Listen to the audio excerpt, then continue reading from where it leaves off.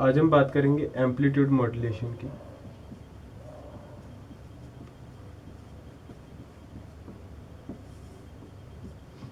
Amplitude modulation, तो इसके बारे में देखो, it is the process in which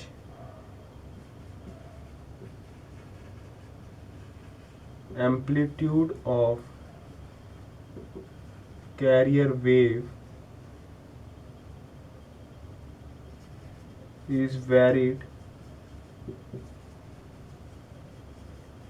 linearly with respect to message signal amplitude variation।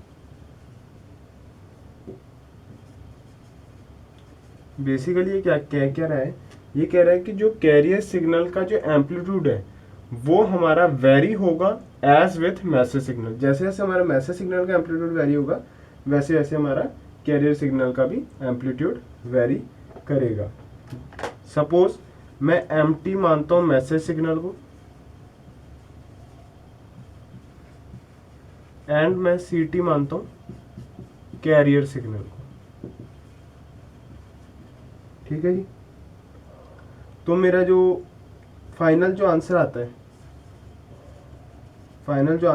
है एएम सिग्नल जो आएगा मेरा, that is given by the formula AC 1 plus KA M of T cos 2 pi FCT। ये मैंने पिछली presentation में इसकी बात की थी, जहां मेरा KA क्या होता है, एम्पलीट्यूड सेंसिटिविटी होती है, amplitude sensitivity of AM modulator होती है,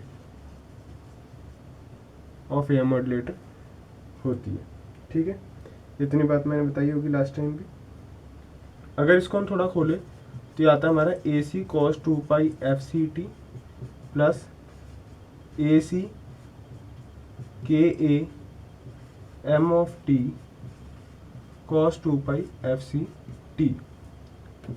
सो बेसिकली ये हमारा कैरियर सिग्नल है and this is my modulated signal.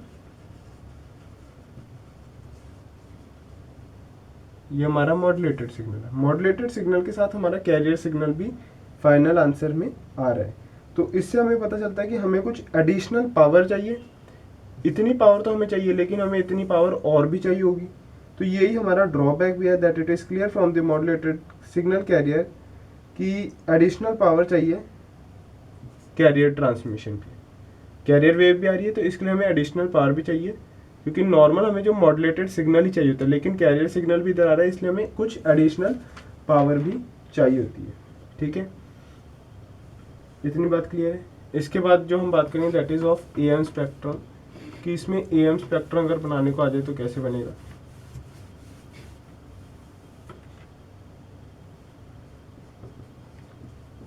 AM spectrum मान लेते हैं हमारे पास मैसेज सिग्नल कुछ इस वे में,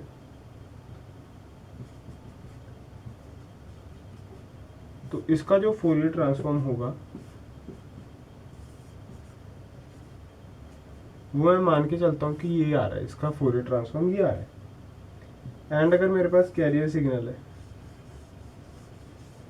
this is my carrier signal, इसका जो फोरियर ट्रांसफॉर्म है वो है मेरा this is at -W and this is W, और इसका -FC पे एंड FC पे है। ठीक है जी, बीच में इसके 0 और इसका AC/2, ये तो मैंने बताया ही होगा पिछली बार भी, AC/2 एम्पलीट्यूड का हाफ होता है। तो जो हमारा मॉड्यूलेटेड सिग्नल जो आएगा,